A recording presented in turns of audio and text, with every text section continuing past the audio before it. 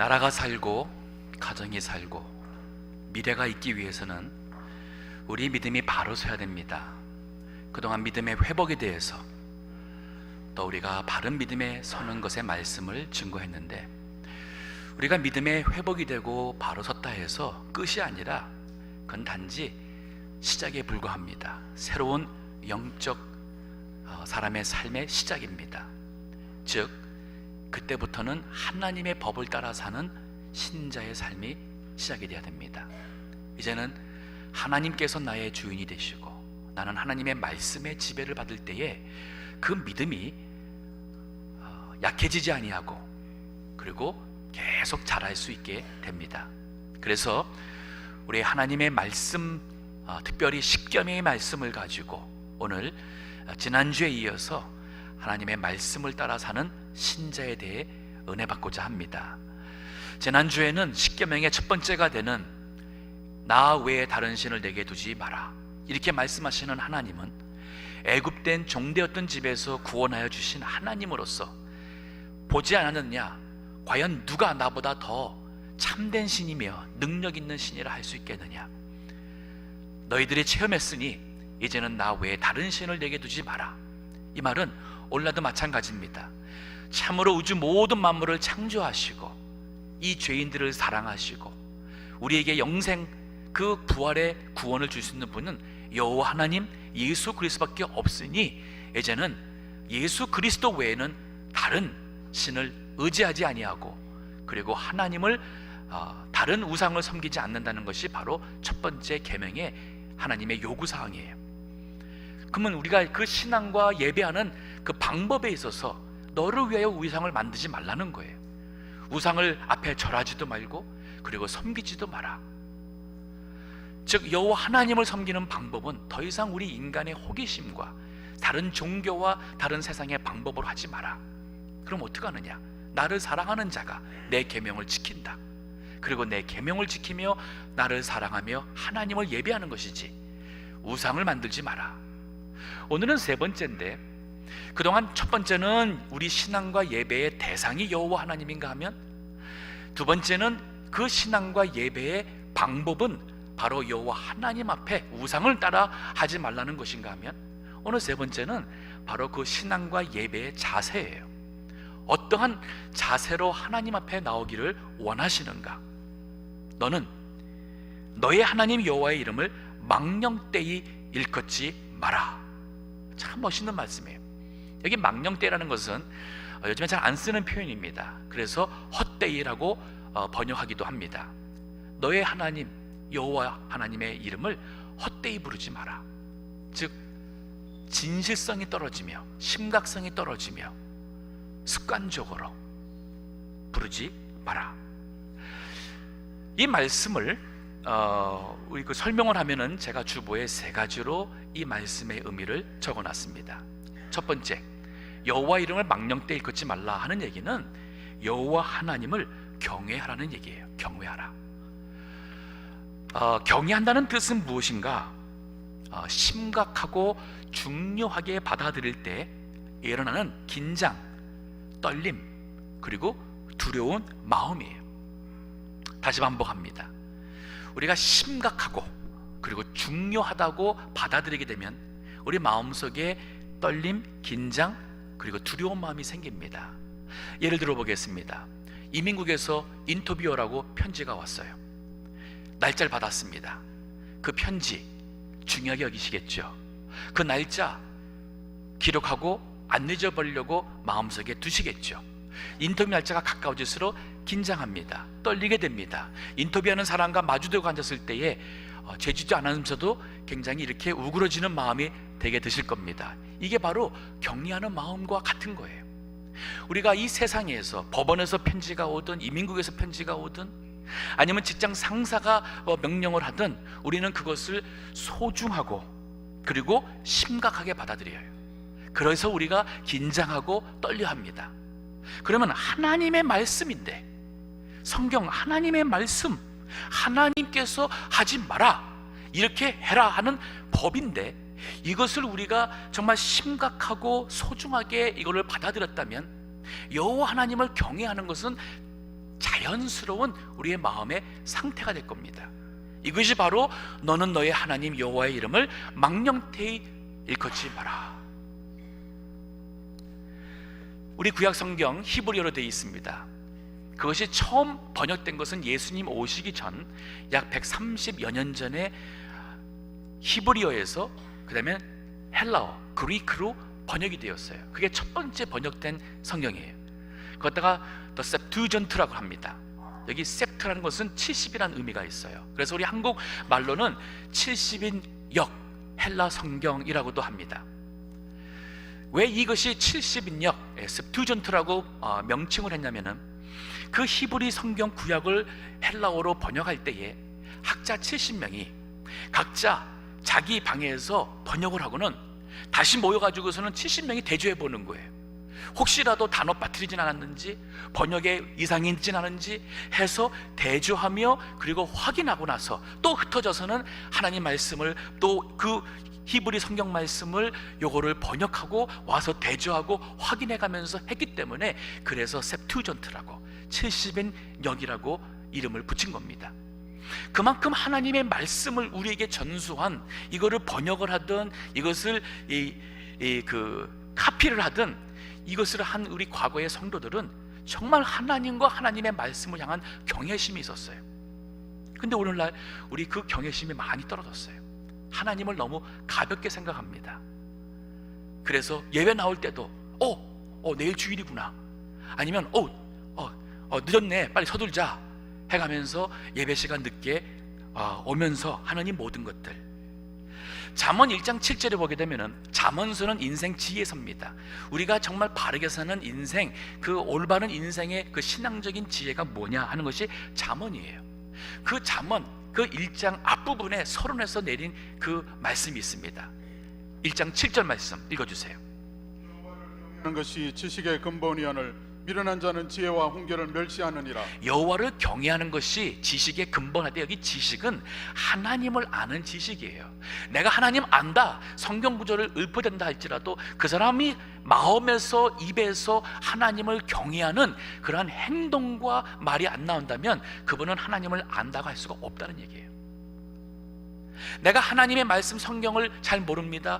교회 나온 지가 얼마 안 됩니다. 하지만 정말 내 마음속에 내가 아는 자그마한 성경의 지식 가지고도 내가 정말 그런 분이 살아 계심을 믿고 그분이 모든 것을 판단하실 심판주라는 것을 내가 진짜 믿기 때문에 그 작은 것에도 내 마음속에 하나님을 경외한다면 그분은 성경 지식은 작다 할지 모르겠지만 여호와 하나님을 아는 지식이 있는 사람이에요. 그래서 잠언에 이 말씀들을 머리를 이해해서 인생은 이렇게 살아가면 성공이고 저렇게 살아가면 어리석은 거나 하는 그러한 인생을 잘 살아가는 법을 위해서 준 게 잠언이 아니에요. 하나님을 바르게 알므로써 우리 인생이 어리석은 길로 가지 않도록 주신 것이 잠언입니다. 하나님의 말씀이 여호와를 경외하는 것이 지식의 근본이라 그랬어요. 지식의 근본. 너는 너의 하나님 여호와의 이름을 망령되이 일컫지 마라. 영어 성경 보게 되면은 우리 한국 성경에는 여호와라고 번역된 것을 영어로 보게 되면은 L-O-R-D, Lord 돼 있는데 다 캐피털, 그 대문자로 써 있어요. L-O-R-D가 대문자로 써 있어요. 근데 또 다른 성경 보게 되면은 어떤 때는 L만 대문자 돼 있고 O-R-D는 소문자로 돼 있는 똑같은 주인데 그 표시가 다른 게 있습니다. 우리 한국 성경에 여호와로 되어 있는데 영어를 보게 되면은 L-O-R-D가 다 대문자에 있는 거는 히브리 원어에는 거기에 바로 하나님 여호와의 이름이 되어 있습니다. 우리가 번역을 여호와라고 해놨는데 우리 그 히브리 원래 그 원어는 모음이 없어요. 자음만 있어요. 그래서 그 여호와 하나님의 단어가 나올 때마다 과거에는 감히 하나님의 이름을 부르기가 우리 인간이 부르는 것이 너무 부담스럽고 두려워서 대신에 주라는 히브리어 아도나이라는 단어를 거기다가 대신 읽었어요. 그래서 여호와가 있는데 여호와라고 발음을 안 하고 거기 올 때는 아도나이 하면서 주라고 읽은 거예요. 그래서 번역할 때 주 L-O-R-D 대문자로 다 표시를 해놓은 겁니다. 그만큼 하나님을 정말 거룩하신 하나님으로 경외하며 그 하나님을 이렇게 섬겼어요. 이 신앙을 우리가 많이 잃었습니다. 우리 너무 하나님의 이름을 가볍게 얘기합니다. 내가 교회 나가는 사람이요, 나 하나님 믿습니다, 이런 말을 할 때에는 내가 한 말과 내가 하는 행실에 있어서는 하나님의 보증인가이라는 그런 의미로서 사용을 해야 되는데, 너무나도 많은 사람들이 여호와 이름으로 맹세하고 안 지키기 때문에 예수님께서도 너희는 맹세하지 마라, 그런 헛된 맹세하지 말거라, 네가 할 거면은 예, 못 할 거면은 아니요, 이에서 지나는 것은 악에서 나온다라고 예수님께서 말씀하셨어요. 잠언 16장 5절 6절에서도 우리에게 이 말씀을 주고 있습니다. 읽어주세요. 무릇 마음이 교만한 자를 여호와께서 미워하시나니 피차 손을 잡을지라도 벌을 면치 못하리라. 마음이 교만한 자가 바로 여호와를 경외하지 않는 사람이에요. 즉 마음이 높아요. 교만하면 높다는 거죠. 하나님을 두려워하지 않습니다. 마음으로 나쁜 계획, 나쁜 생각하지만은 하나님이 두렵지 않아요. 이게 바로 마음의 교만한 자. 하나님 생각하지 않고 의식 없이 살아도 전혀 불편함도 없고, 내 마음속에 아니면 내 입으로 하나님에 떠나서 살아가면서도 죄책감이 없이 사는 것이 바로 교만한 자예요. 그런데 마음이 교만한 자를 여호와께서 미워하신다 그랬습니다. 미워하시나니 그들이 피차 손을 잡을지라도 별을 면치 못한다. 그 다음 절 읽어주세요. 인자와 진리로 인하여 죄악이 속하게 되고 여호와를 경외함으로 인하여 악에서 떠나게 되느니라. 여호와를 경외함으로 인하여 악에서 떠난다. 즉 여호와를 경외하는 자가 우리 마음이 교만하지 않은 자요, 교만하지 않을 때에 정말 여호와를 경외할 때 우리는 악에서 떠나는 자가 되어서 올바른 신앙생활을 할 수가 있어요. 우리 한국분들, 한국에서 오신 지 얼마 안 돼서 영어 잘 못하실 때에 이렇게 들어서 따라하면서 이것이 괜찮은 줄 알면서 잘못 쓰는 말들이 많아요. 제가 여기서 설교지만은 욕의 의미로서가 아니라 오 마이 갓이라는 단어를 어떤 분은 많이 써요. 또 혹은 Jesus Christ, 이게 바로 예수 그리스도니까 아마 들을 때에 저분 믿음이 좋은가 보다, 그래가지고서는 그냥 그런 말을 막 하는 분이 있어요. 이게 바로 잘못 사용하는 겁니다. 아니에요. 우리 미국 교회에서도 크리스천들은 그러한 말들, 심지어는 하나님이라는 그 단어도 그게 무슨 위기 당했을 때 하나님 그냥 맙소사 이런 식으로 불러대는 것 하지 못하게 합니다. 그런 단어, 우리 하나님의 일을 그렇게 헛되이 망령되이 사용해서는 안 되는 거예요. 하나님의 성경책 아무렇게나 놓고 아무렇게 다루지 마세요. 종종 제가 이렇게 보면은 우리 차 안에 성경책이 있는 것이 보입니다. 대시보드 위에. 그러면 얼마나 뜨겁습니까? 그러니까 성경책이 얼마 안 된데도 이 카버에서부터 이게 아주 오글오글해서 곱슬머리처럼 책이 이렇게 오글오글한 그런 거 제가 본 적이 있습니다. 그러면 안 됩니다. 성경책 그냥 놓을 데가 없으니까 차 바닥이나 아니면 집에 아무데나 놓고 가다가 발밑에 있으면 발로 쑥 밀고, 우리 스스로가 하나님과 하나님의 말씀을 이렇게 낮추게 보고 낮추게 행동한다면 그것이 바로 우리의 마음의 자세예요. 하나님을 얼만큼 가볍게 생각하고 하나님의 말씀이 이 성경이 하나님의 말씀이라는 것이 그렇게 심각하게 마음속에 여겨지지 않기 때문에 하는 그런 행위예요. 다이아몬드 반지 그렇게 안 하시죠? 차에다 두고 내리는 경우 없으시죠?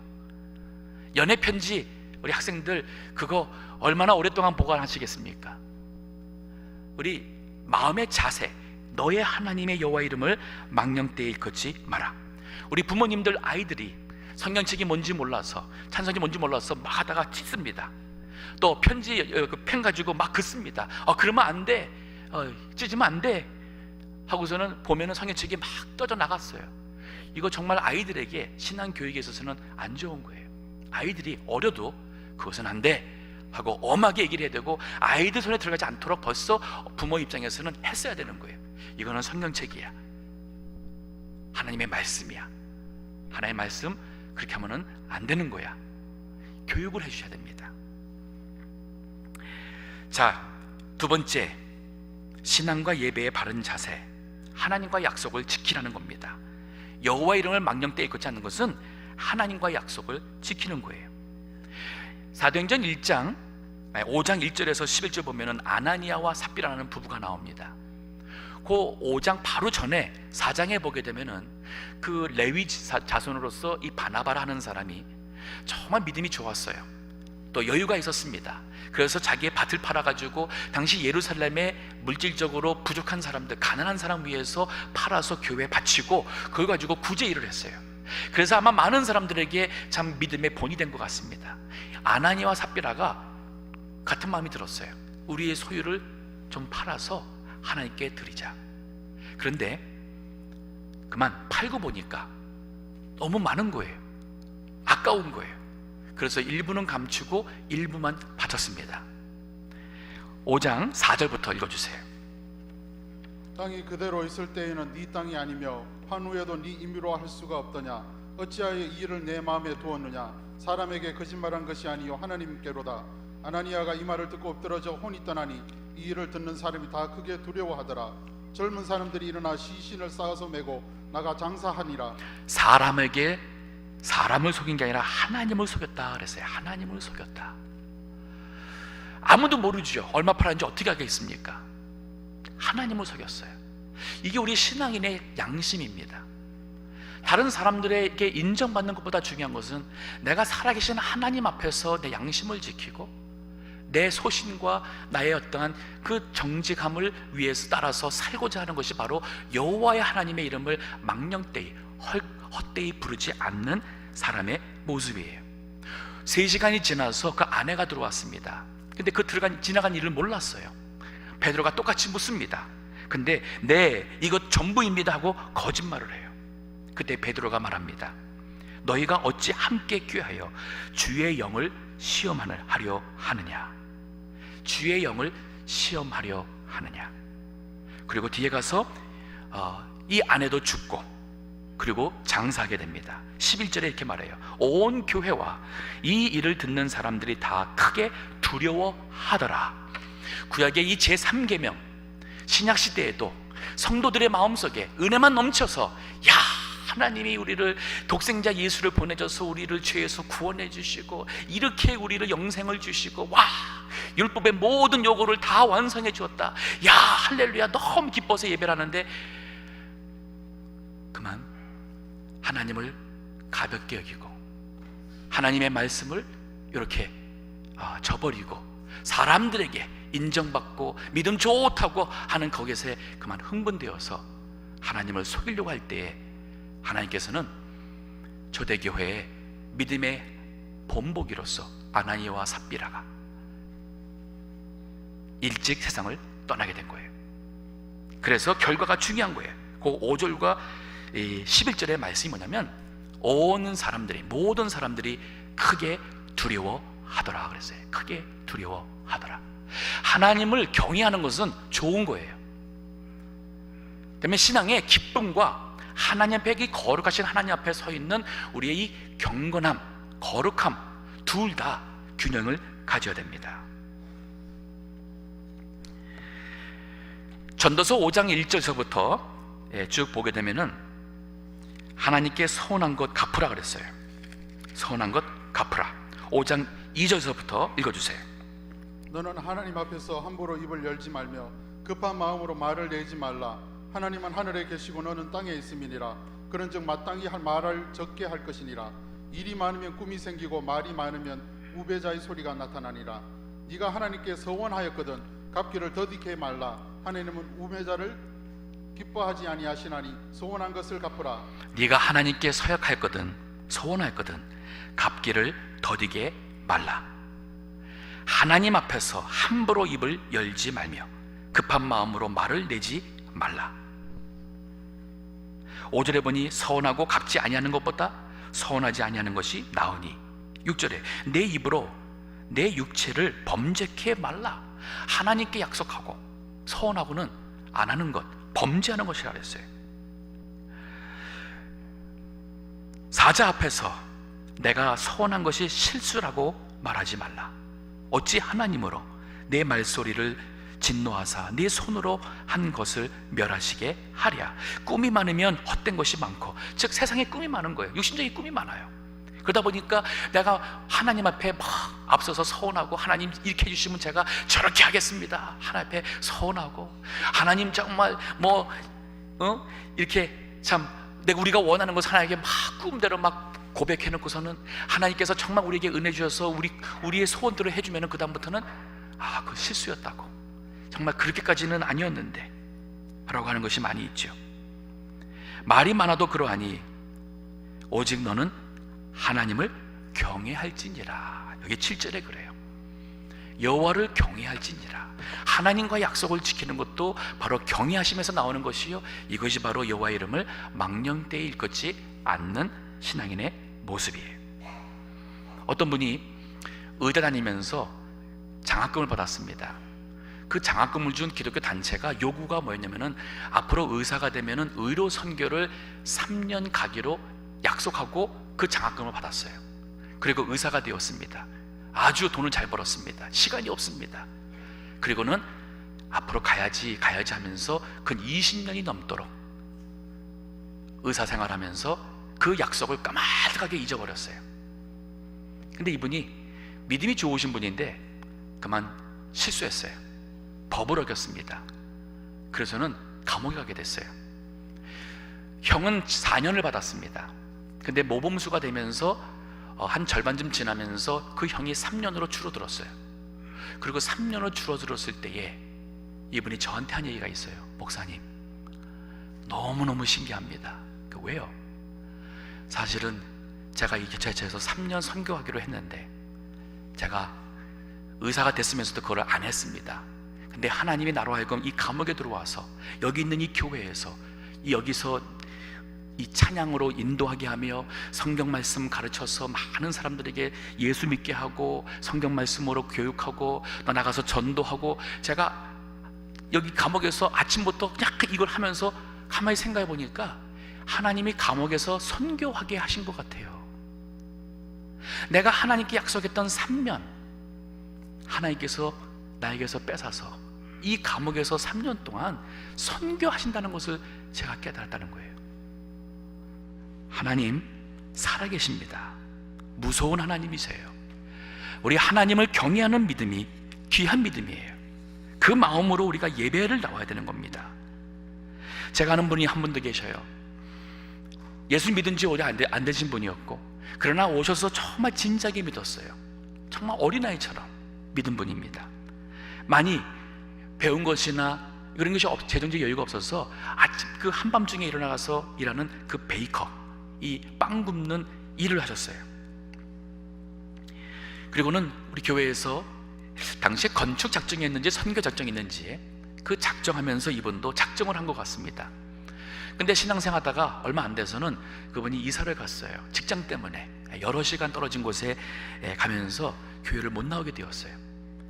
그리고는 몇 년이 지났는데 잊어버렸습니다. 근데 그분이 어느 날 찾아왔어요, 주중에. 그러고서는 봉투를 내미는 거예요. 이게 무엇입니까? 목사님, 제가 이 교회 다니면서 그때 하나님 앞에 작정한 것인데 제가 지금까지 지키지 못해가지고 마음이 무거웠다가 이제서야 이거 갖고 왔습니다 하면서 이 현금을 모았던 것 같아요. 그 봉투를 저에게 전달하는 거예요. 제가 지금까지도 그걸 잊을 수가 없어요. 참 믿은 지 얼마 안 되신 분인데도 이분이 하나님을 정말 경외하는구나. 그분이 그 후에 계속 교회 나오면 못 나왔습니다. 멀리 계셨으니까. 근데 나중에 듣자 하니까 하나님께서 그분에게 도나스 가게도 그 인수할 수 있게 해주시고, 물질적으로도 하나님께서 부족하지 않게 할 뿐 아니라 그분이 신앙생활을 그 먼 곳에서도 계속 가까운 데 교회 다니며 신앙 산다는 소식을 들었어요. 하나님은 하나님을 영화롭게 하는 자를 영화롭게 하시고, 하나님을 멸시하는 자는 하나님의 존귀함을 받을 수가 없게 됩니다. 그래서 우리 하나님과 약속 지켜야 돼요. 기억하셔야 돼요. 우리 안수 받을 때, 안수 집사나 권사나 장로나 목사 안수 받을 때 하나님 앞에 우리 다 초심의 마음으로 하나님께 약속을 합니다. 하나님, 제가 이렇게 하나님을 섬기고 평생 충성하겠습니다. 그것 항상 기억해야 됩니다. 은혜 받을 때 하나님, 제가 이제 믿음으로 섬기겠습니다. 전도하겠습니다. 선교하겠습니다. 주님, 제가 이제 11조 생활하겠습니다.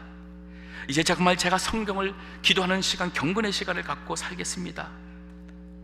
우리는 살인했다, 간음했다, 거짓말했다. 와, 성도들이 저건 우리 얘기를 하면서 십계명의 제3계명 되는 여호와의 이름을 망령되이 일컫지 말라는 하나님을 경외하고 하나님과 약속을 지키라는 이 말씀을 우리는 어길 때에 우리는 대수롭게 생각을 안 해요.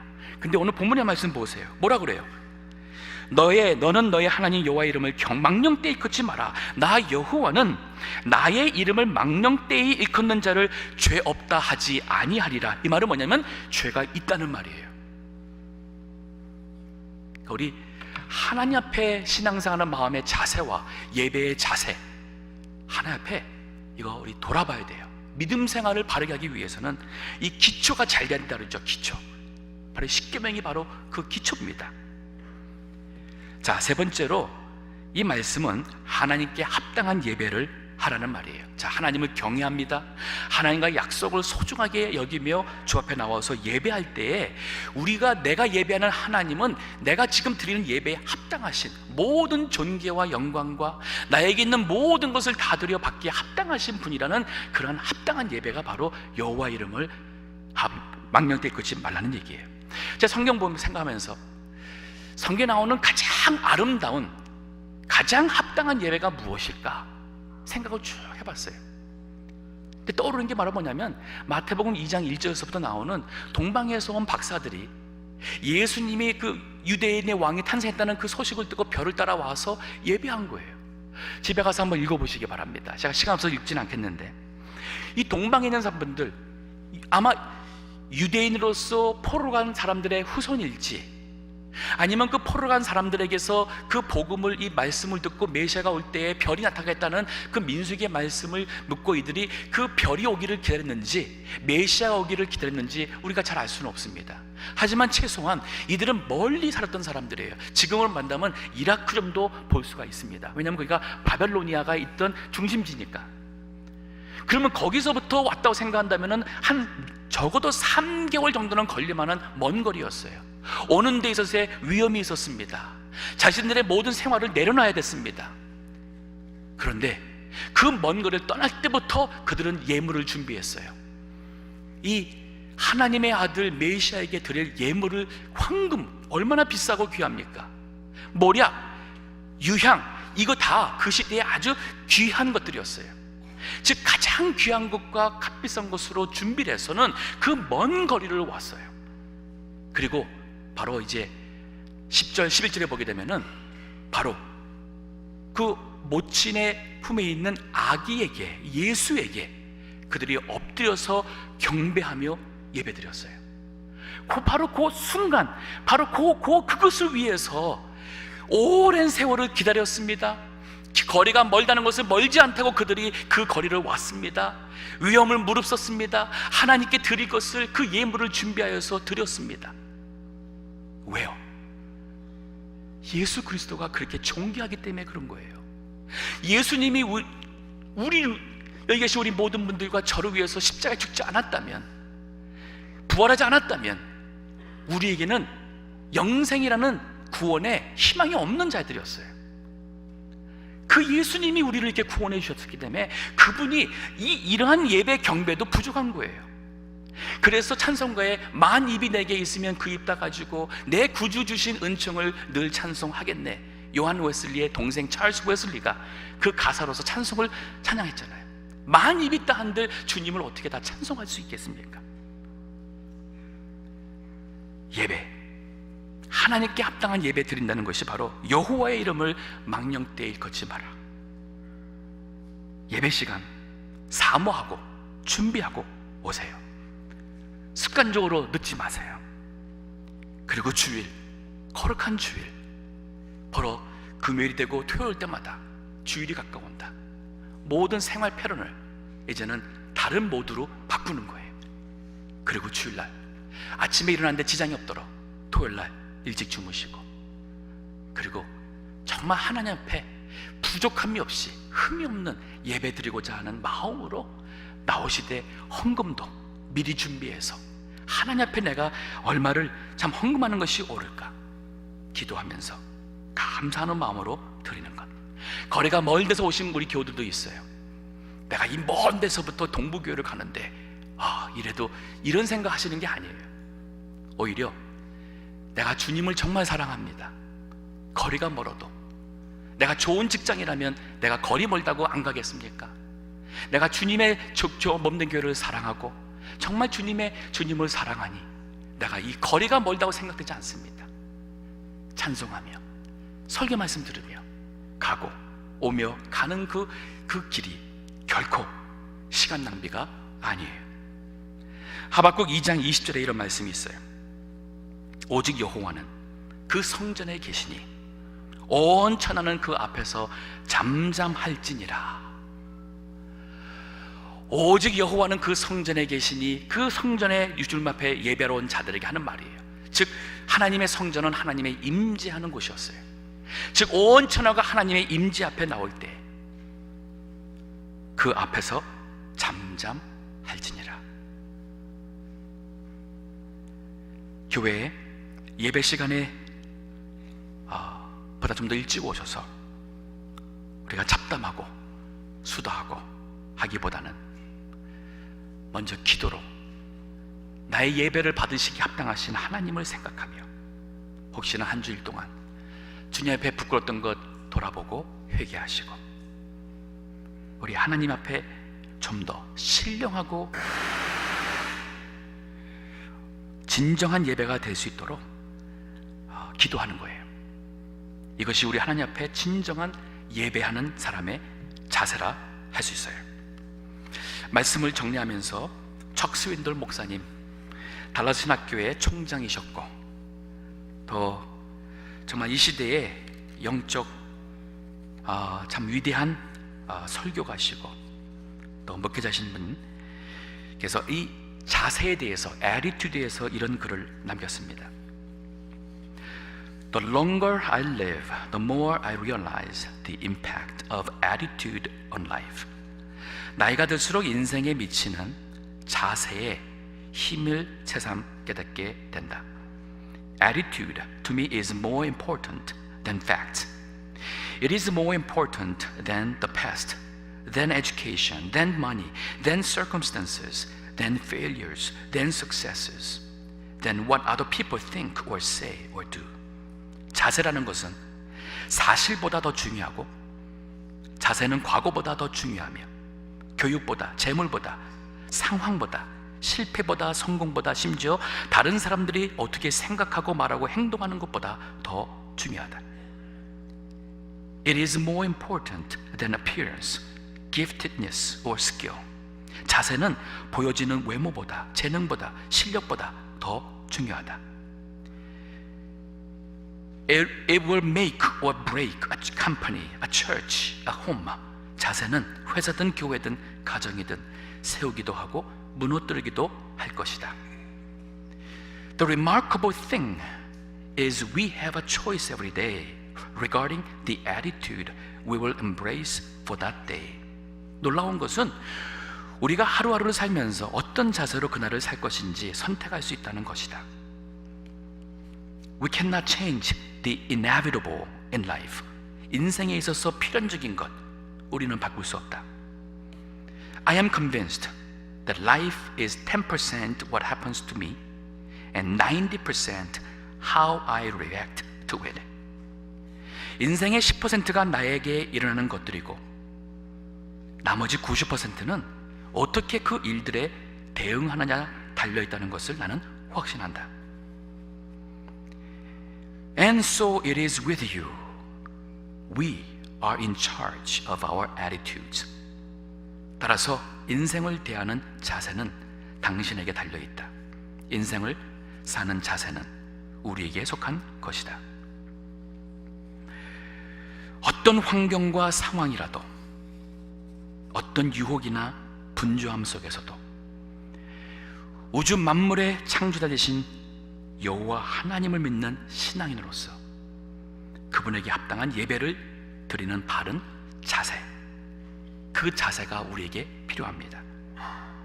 첫째는 여호와 하나님을 경외하시고 둘째는 하나님과 약속을 지키시고, 셋째는 하나님께 합당한 예배를 드리고자, 흠없는 예배를 드리고자 주 앞에 나오시며 여호와의 이름을 망령되이 일컫지 아니하는 주의 계명을 지키는 복된 모든 신자가 되시기를 간절히 축원합니다. 기도하겠습니다.